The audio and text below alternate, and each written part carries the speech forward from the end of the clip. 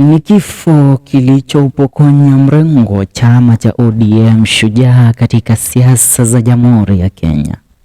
Mbwembwe na sarakazi zake katika ulingo wa siasa nchini zikiwa ni za kupigiwa mfano.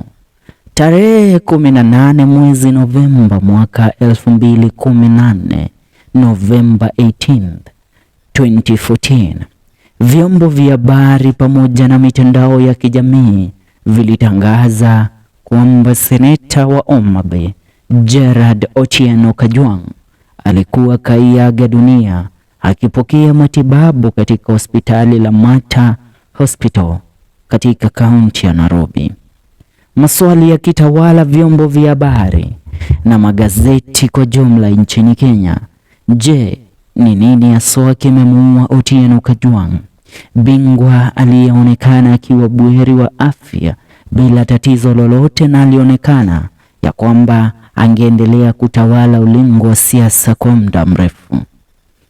Tukizamia katika kifo hiki kilichosheheni dukuduku tele, tutakufafanulia juu ya mauaji na mauti ya Honorable Gerald Otieno Kajwang. Inaaminika siku aliyoiaga dunia Kajwang aliondoka katika mjengo wa bunge nchini saa 3:30 usiku. Ila cha kushangaza, Kajwang hakutumia gari lake ambalo lilibaki katika maegesho ya bunge, swali likisalia kuwasumbua wengi, asoni aje Kajwang aliweza kufika nyumbani kwake Runda. Na je, siku hii walinzi wake walikuwa wapi? Na je, ni kipi kiliendelea baada ya kufika nyumbani kwake Kajwang? Nani aliyemvamia Kajwang? Maana kulingana na ripoti ya polisi, Kajwang alikuwa na majeraha kwa mbavu pamoja na kifuani ambayo ndiyo yalichangia pakubwa katika mauti yake. Inaaminika Kajwang alipowasili nyumbani kwake ndipo alipokimbishwa hospitalini. Ila swali ni je, Kajwang mwenyewe alionekana mwenye maumivu na alimuita nani na kumfahamisha nani ya kwamba anataka kufikishwa hospitalini? Jambo ambalo mpaka wa sasa linazalia kuwa kitendawili kisichotegulika. Majibu tu ambaye angeweza kuyajibu mwenyewe Kajwang alikwenda nayo yote kaburini. Ila kulingana na theories kadhaa zilizoandikwa, inaaminika Otieno alipata kuvamiwa wakati alifika katika lango lake kuu la kuingia kwake nyumbani kule Runda, baada ya kumpata mwanaume fulani aliyekuwa kasimama getini pake. Hii theory haikuelezwa sana, ila inaelezwa mwanaume huyu alikuwa na mambo aliyokuwa akiyafanya nyumbani kwake Kajwang.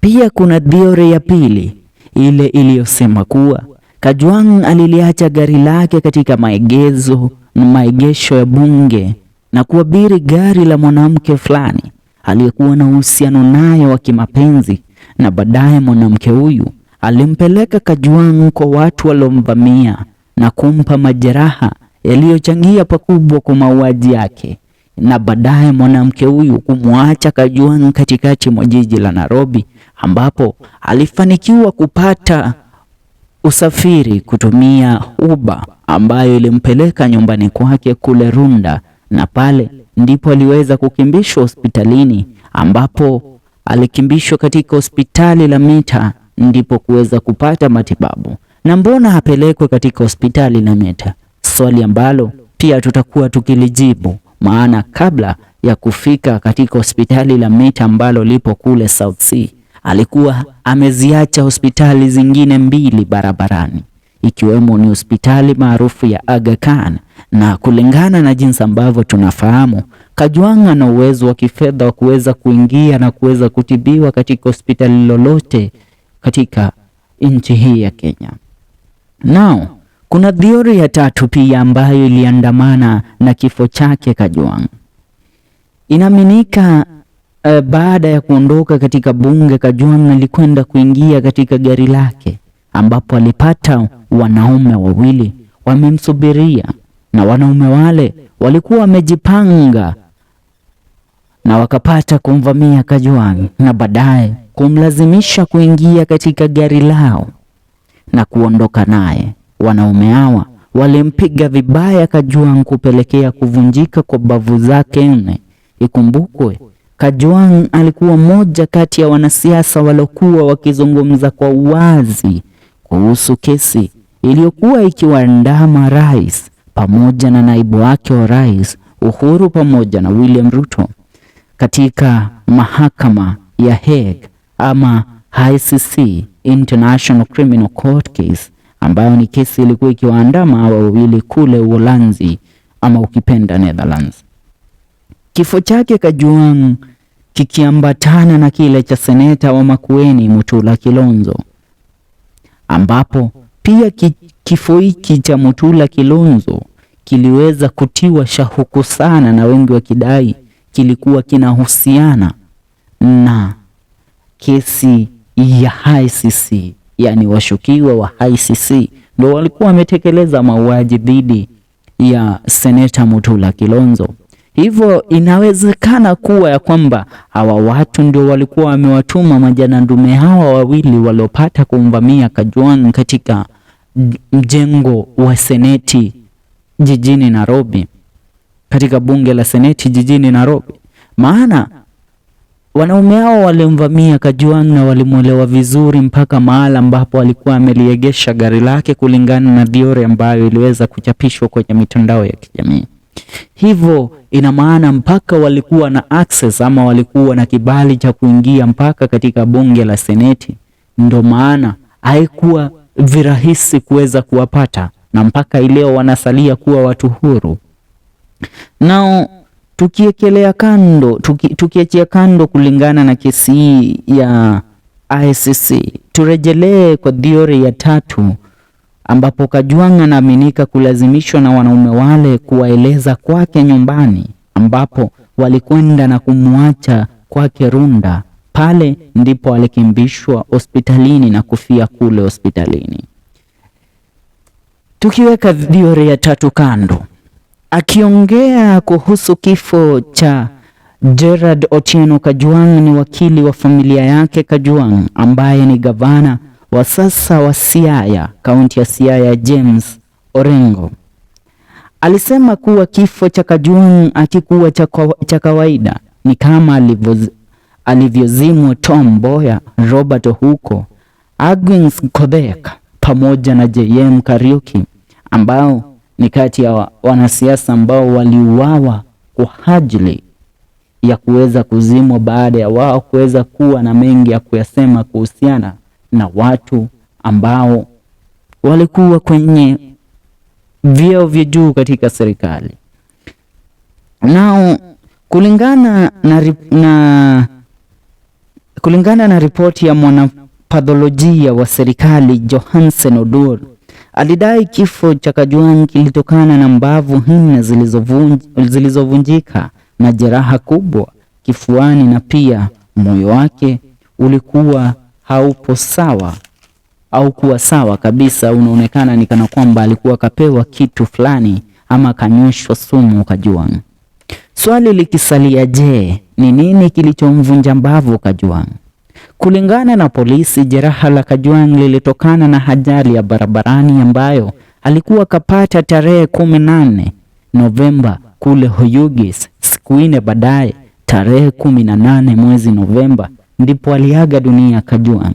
Swali likisalia, daktari aliyemkagua Kajwang baada ya ajali na kumruhusu kuendelea na kazi na shughuli zake za kawaida hakuona dalili za majeraha yale ambayo yalipata kupelekea kifo chake.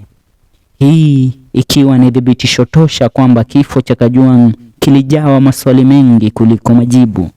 Ila tukirejelea pale hospitalini, inaaminika Kajwang aliweza kupelekwa katika hospitali la Mata Hospital lililopo katika mtaa wa South Bay, akipita hospitali ya Aga Khan pamoja na hospitali ya MP Shah, ambazo ni hospitali zilizo karibu sana na kwake, na angeingia katika hospitali zile angeweza kupokea matibabu haraka kuliko jinsi ambavyo angepokea matibabu katika mtaa wa South Bay katika hospitali la Mata, ila familia ikaweza kusema ya kwamba kule ndiko alikokuwa daktari wake, his personal doctor Kajwang, na ndio maana alikimbishwa kule Mata Hospital mzee Kajwang na akapata kuiaga dunia kule. Hapo ndipo tunatilia kikomo story kuhusiana na kifo chake Gerald Otieno Kajwang, kifo ambacho kinasalia kuweza kuwinda siasa za Jamhuri ya Kenya mpaka leo, maana hajapatikana mwanasiasa mcheshi mwenye mbwembwe sarakasi, wale ambao tuliwaita wanasiasa kakamavu na shujaa waliopigana kwa ajili ya Raila Odinga. Kwa vyovyote vile alikuwa kipaumbele akipigana mzee Gerald Otieno Kajwang. Hajazaliwa wa kuweza kuchukua nafasi yake Kajwang kwenye ulingo wa siasa mpaka sasa. Kama angelikuwepo Kajwang katika siasa za mwaka 2022 pamoja na siasa za mwaka 2017, basi tungekuwa na mengi ya kuyasema kuhusiana na shujaa huyu, ila maana alikwisha ondoka Kajwang. Tutasemaje? Wale ambao walihusika na kifo chake, Mwenyezi Mungu hawape adhabu ambayo hawatowahi sahau. Hivyo ndivyo tutakavyosema. Na familia yake Kajwang, kwa sasa tunazidi kuiombea na kuiweka mikononi yake Mwenyezi Mungu, maana kwa sasa pia katika familia ya Kajwang yupo Moses Kajwang ambaye kwa sasa ni mbunge, ila kijana bado hajafikia pointi ya kuweza kupata nguvu za kumiliki mambo ambayo alikuwa akiyafanya mzee Honorable Gerald Otieno Kajwang katika ulingo wa siasa. Nao tukikamilisha story na kufahamisha kwamba usiondoke kabla ya kusubscribe, kulike na kucomment katika video zetu hapa ndani ya FM Show KE. Tuungane katika video zetu zijazo. Hii ni FM Show KE, mimi ni FK Mwenda.